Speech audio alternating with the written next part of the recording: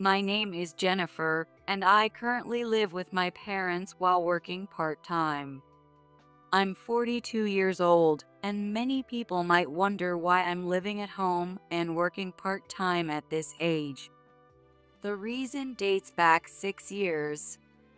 At that time, I had a 12-year-old son, Ethan, and I lived with my husband, David, Ethan, and my in-laws, Mark and Alice, enjoying a relatively happy life. Given that Ethan was 12 and my in-laws were around, I was a career woman, if I do say so myself. But that all changed because of a certain incident. What? Ethan! Just as I was about to enter an important meeting, I received a call from Ethan's elementary school informing me that he had collapsed during sports class. It was a scorching summer day, with the news reporting temperatures exceeding 95 degrees Fahrenheit, so I thought it might be heat stroke. I'm in the middle of work right now and can't leave, so I'll ask Alice, who is at home, to pick him up. After hanging up the phone, I quickly contacted Alice. Alice is a housewife and takes care of most of the household chores, and she didn't have any plans today, so I thought she could pick him up. Hi, Alice. It's Jennifer. I got a call from the school saying Ethan has collapsed. I can't leave work right now. Could you please go pick him up? People might say I'm choosing work over my child, but I couldn't leave because our livelihood depended on it. I asked Alice, feeling sorry. Oh no, that's terrible. Don't worry. I'll go pick up Ethan, so focus on your work.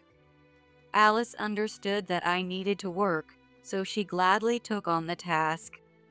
The reason for this is that I was an executive at a large corporation, earning a decent income, while David worked at a small company with a much lower salary. That's why our livelihood depended on me working. I asked Alice to pick up Ethan, and then I finished my work and rushed home. However, even after my regular working hours, I had tasks that needed to be completed, so I couldn't get home until nighttime. I'm home. Ethan? I expected Ethan to be better by now, but when I opened the living room door, I only saw Alice and David. They looked at me with slightly pained expressions. How's Ethan? Jennifer, we need to talk. Just as I was about to head to Ethan's room, David stopped me, and I turned to look at him. David and Alice both had serious expressions. At that moment, a terrible thought crossed my mind. Could something have happened to Ethan? With that thought in mind, I sat down at the dining table where Alice was already seated. David sat down next to Alice and hesitated before speaking. Did something happen to Ethan? Unable to bear the silence, I asked. David flinched slightly and then began to speak after clearing his throat.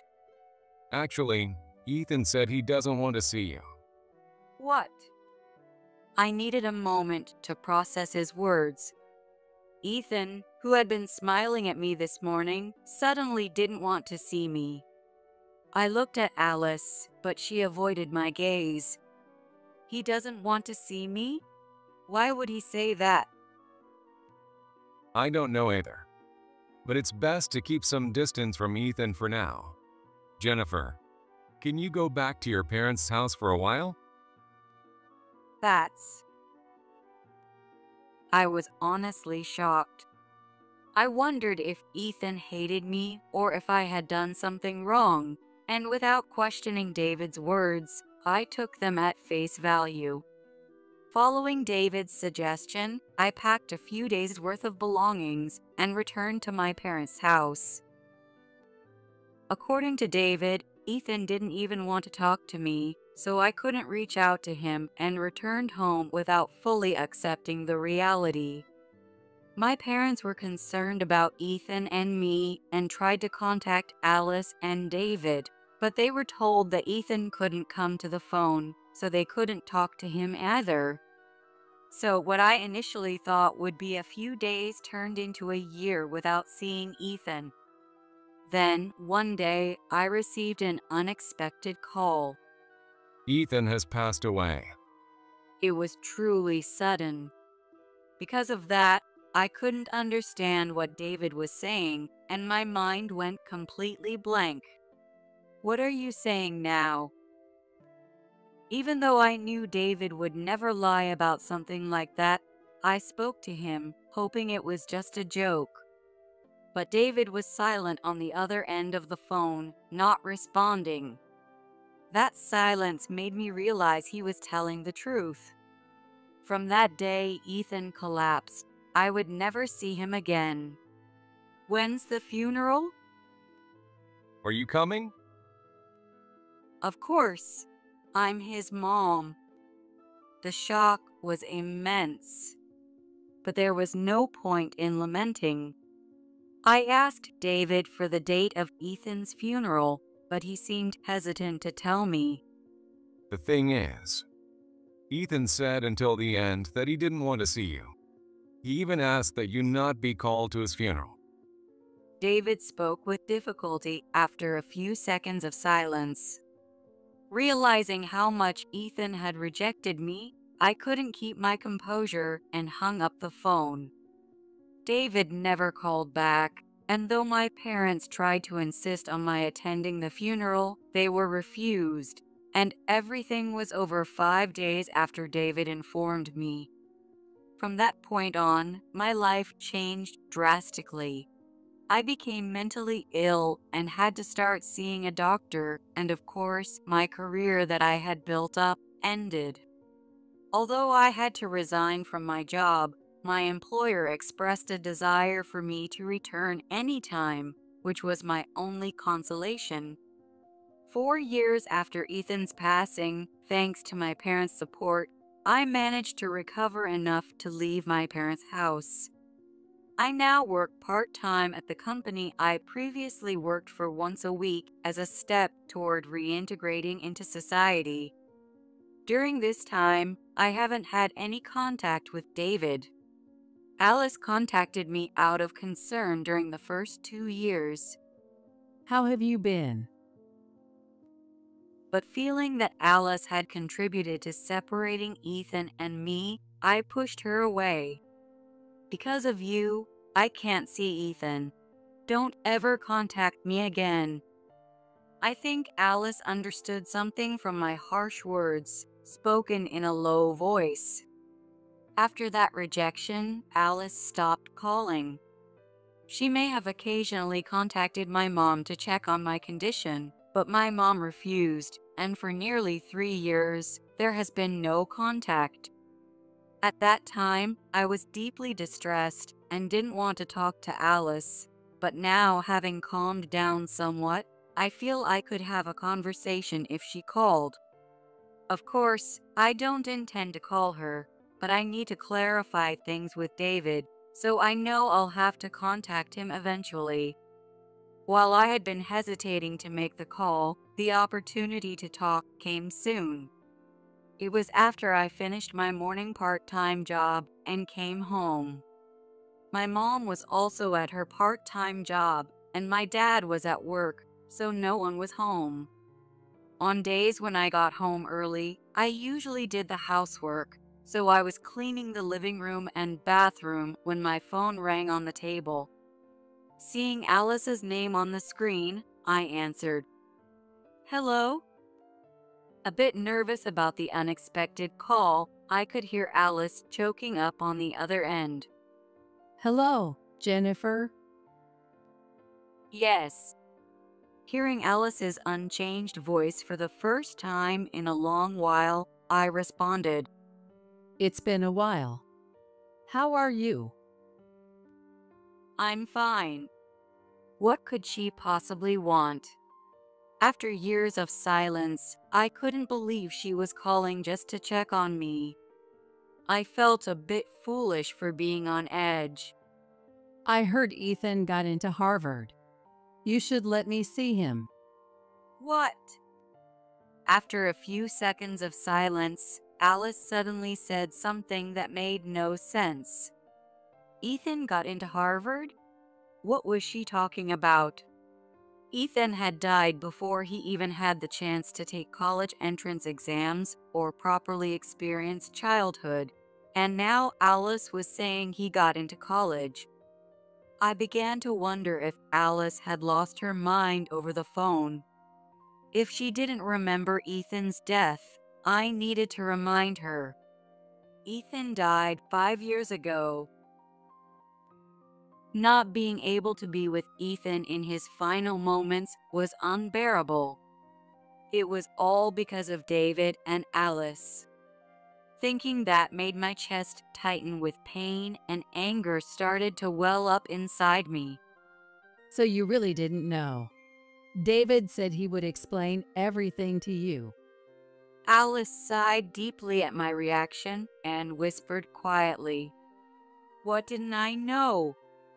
What did David say he would explain?" I was confused and didn't know how to respond. I'll tell you everything I know. And then you need to talk to David.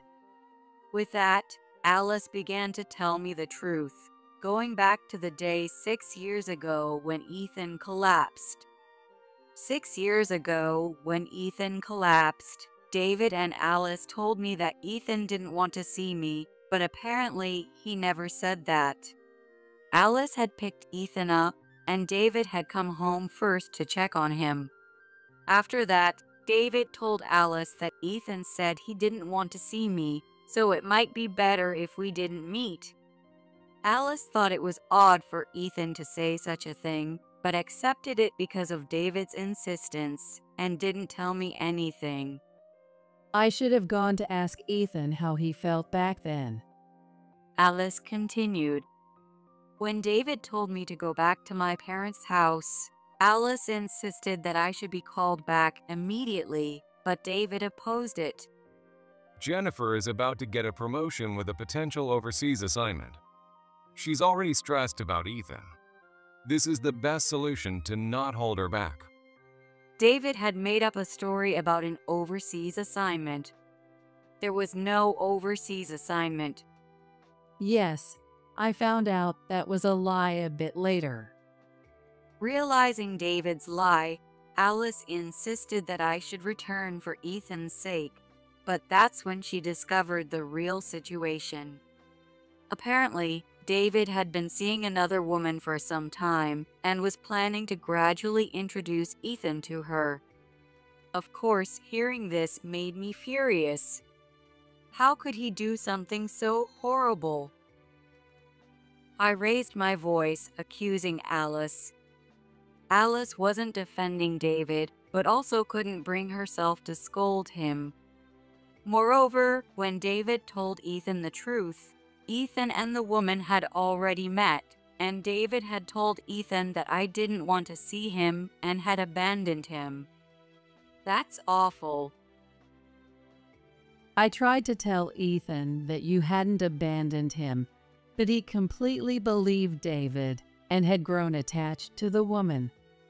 Alice's voice was somber, filled with guilt over what her child had done. But I couldn't forgive her. Why didn't you stop them? If you had just told me that Ethan was alive, things would have been completely different. I shouted at Alice so loudly that my throat hurt. My hands and feet started trembling with my anger. David threatened me. He said if I told you the truth, he'd never let you see Ethan again. I'm sorry. I knew it wasn't Alice's fault, but she was the only one I could direct my anger toward, so I blamed her. Alice apologized as she continued her story. A few days before I heard about Ethan's death, David had shown up with his mistress in front of Alice. He told Alice that he planned to take Ethan and live with the mistress. Alice, considering my situation, repeatedly asked David about our relationship and advised that if he was going to divorce me, he should do it quickly for Ethan's sake. If we divorce now, who knows what will happen to Jennifer? And if we divorce, there will be issues with asset division, custody, child support, and alimony. Jennifer earns more, so she might get custody, and then Mom wouldn't see Ethan again. That's what David had said. It seemed he had smoothly deceived Alice. It wasn't entirely false either. If this had happened before Ethan died, I was still working and earning more. Respecting Ethan's wishes would be important, but if it were known that David had an affair, he wouldn't get custody. But I would never say that Alice couldn't see Ethan again. Alice said she panicked, unable to make a calm decision, and followed David's lead. As a result, they decided to tell me that Ethan had died, fearing that if I knew he was alive, I would take more money or cause custody issues. It seemed like an absurd story, but Alice explained that she had been too panicked to make a rational decision and couldn't oppose David. My father-in-law was furious, saying it was an insane idea, but David and Alice wouldn't listen. Alice was told to get a divorce, and David cut ties with his father. At the time, I thought my husband was wrong. But now I realize I was the one who was crazy. I couldn't stop David, who was behaving abnormally. But this is too much. I know. That's why I contacted you now, Jennifer. For a while after the story of Ethan's death, David also allowed Alice to see Ethan, but the visits gradually decreased. By the second year after I left, they had completely cut ties. However, recently, Alice met David's friend and co-worker who said that David was bragging about Ethan getting accepted into Harvard. Alice wanted to contact David, but after calming down, she decided to tell me the truth first.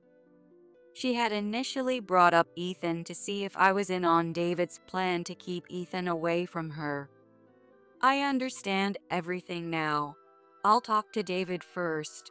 I'll update you afterward. By the time our conversation ended, I had calmed down enough to sympathize with Alice a bit. Talking to her wouldn't get me anywhere.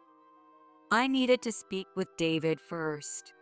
I ended the call with Alice and decided to contact David. It was still early evening, so he was probably still at work. I sent him a message first.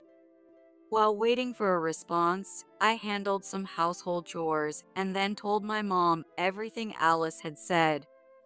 My mom turned pale and listened silently, not saying anything, but leaving everything up to me. When my dad came home in the evening, I told him the same thing.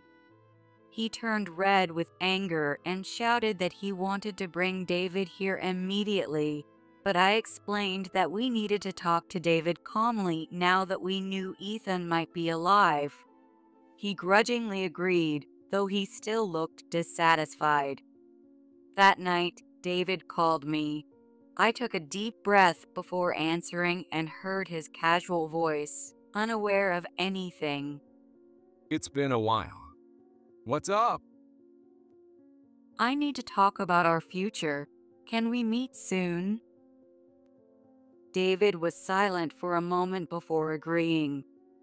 After arranging to meet David, I contacted some acquaintances and hired a skilled lawyer. After explaining everything, the lawyer said that the divorce would be straightforward and I could receive alimony. However, since Ethan was already 18 and considering college expenses, they couldn't guarantee custody. Knowing that Ethan being alive would be enough of a relief and that I just wanted to clear the misunderstanding that I had abandoned him, I asked the lawyer to proceed without seeking custody. The day I met David, we met at a cafe near his office. I arrived early and prepared for our discussion. The lawyer advised me to get David to confirm his infidelity and when it started. If it began after our marriage had broken down and after we had separated, seeking alimony for infidelity might be difficult.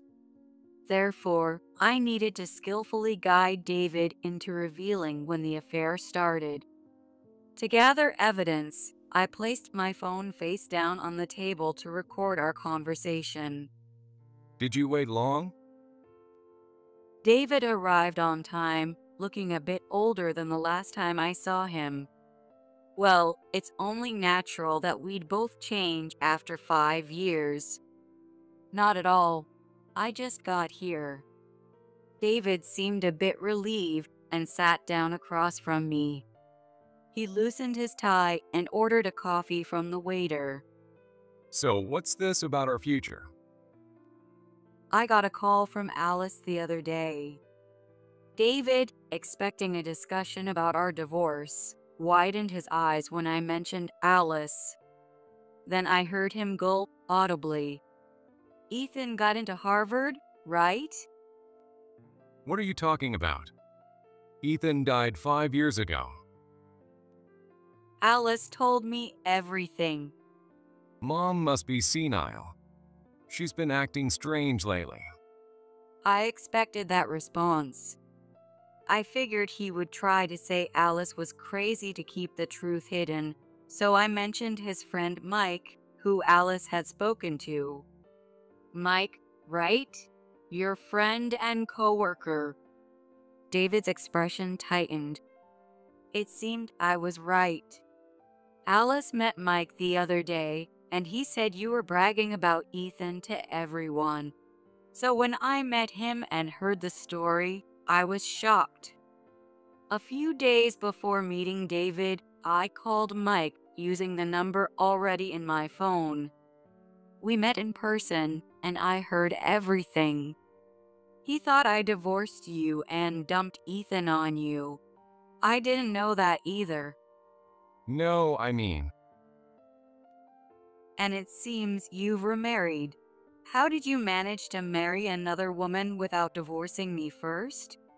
Is that even legal in America? I had no idea. I smiled broadly at David. Sweat started to drip down his forehead, and his eyes began to dart around. You've done a good job hiding it until now. I wondered why no one at your company had found out, but then I heard your new wife works in the HR department. Were you manipulating information or something? David remained silent as I continued questioning him. Anyway, it's not important. When did you start seeing her? about 3 years ago. That's strange. Mike told me you got married 5 years ago, right after I was told Ethan died, and that your relationship started 2 years before that. How do you know all this? You have a loose tongue. Mike thinks our divorce was because of your affair. From what Mike told me, David must have wanted to talk about his affair with someone, and he chose Mike. But Mike believed David was entirely at fault and that the divorce was inevitable. When I explained the truth, Mike seemed surprised but quickly understood, feeling that it was typical behavior for David. He even laughed at how David managed to avoid trouble until now. David was in a difficult position because Mike had talked. Why don't you just come clean?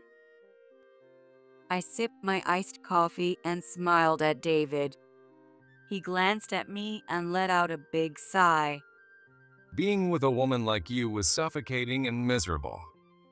David began to speak, saying his pride as a man was wounded.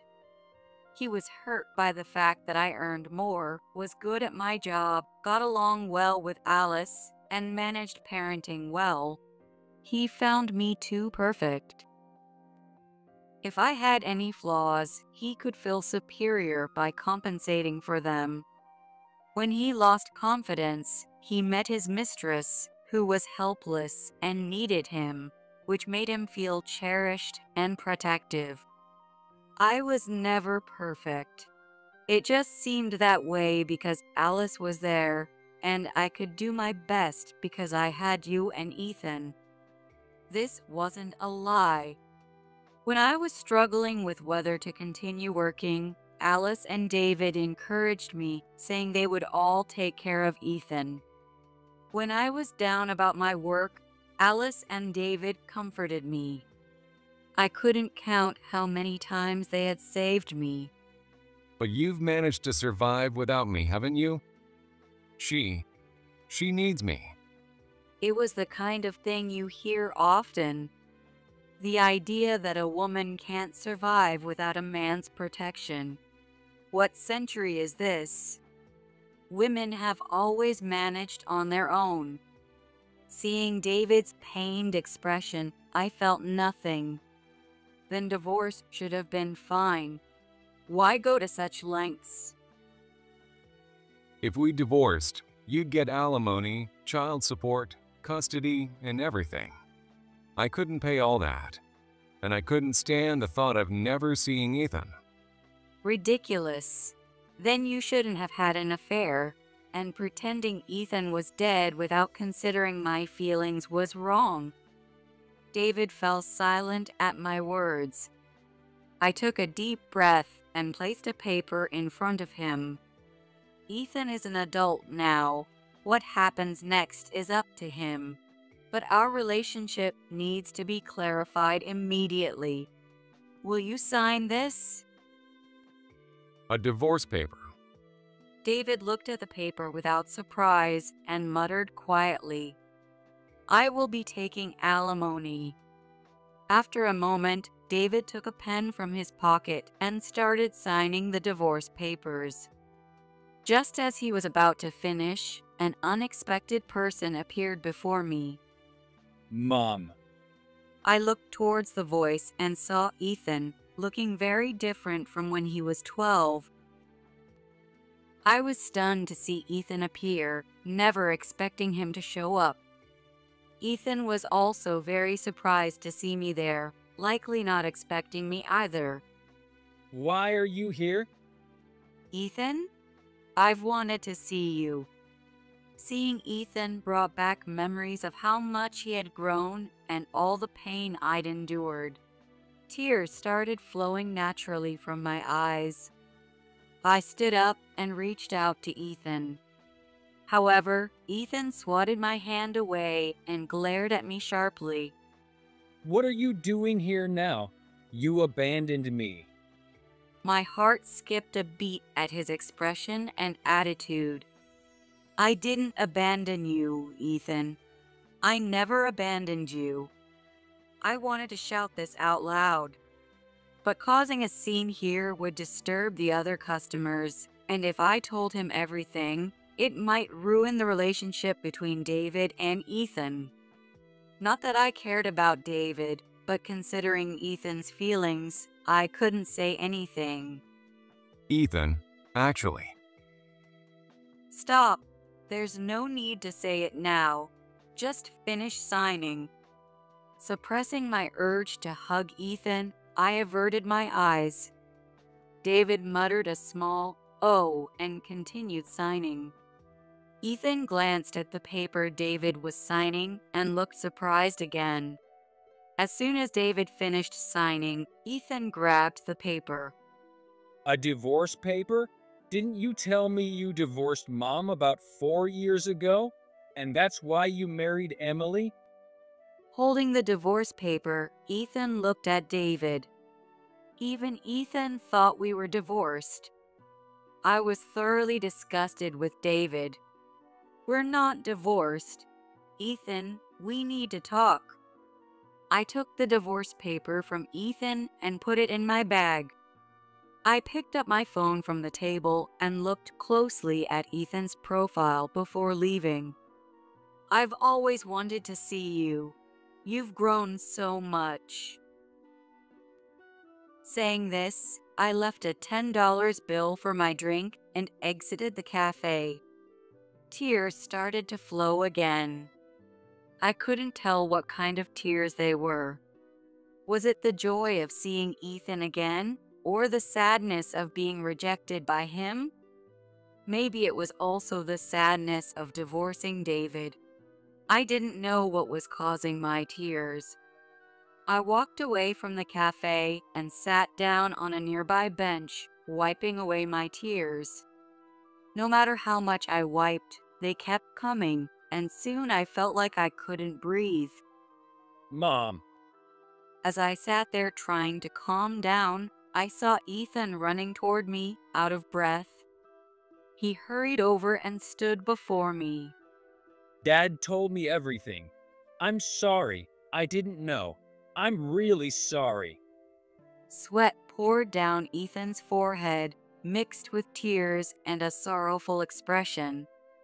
I pressed my handkerchief to his face and smiled. It's not your fault. Your dad and I were wrong, and you're alive. That's all I need to be happy. Feeling my chest tighten as Ethan accepted me, I hugged him. Ethan buried his face in my shoulder, sniffling and trembling slightly.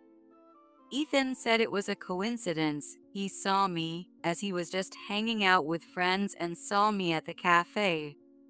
Seeing David and then recognizing me, he instinctively approached.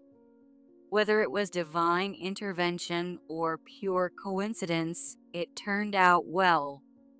David and I divorced without issue. David easily admitted to his affair, so I didn't need to record anything, and I could claim alimony from both him and his mistress. Since Ethan was a college student, he started living on his own, with custody remaining with David.